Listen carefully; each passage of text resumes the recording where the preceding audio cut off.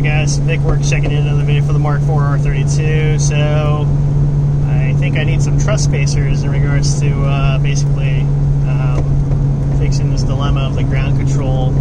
As you can hear, depending on the road conditions, to rectify the situation that's going on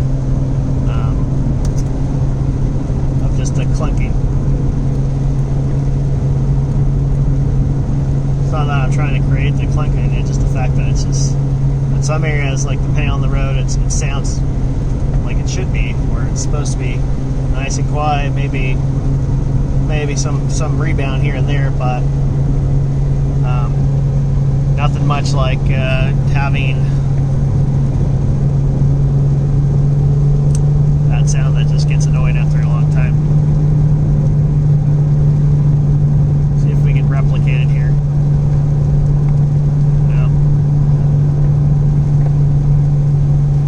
I'm trying to make the video, it just wants to get quiet. That sucks.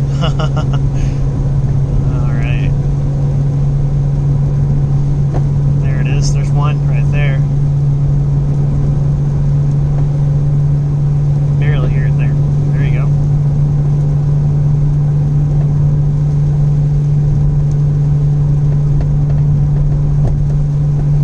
Yep, that's the sound I'm talking about right there.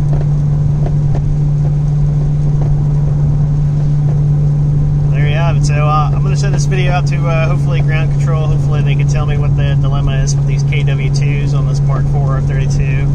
I don't know, truss spacers may be a thing. I don't know if they come standard on the KW2s.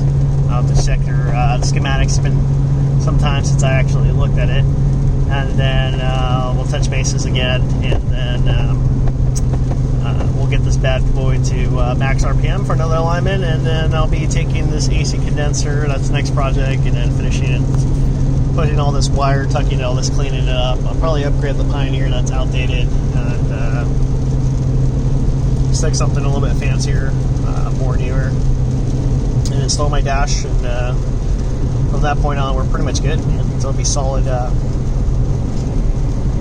back to its glory days, and that's what I look forward to.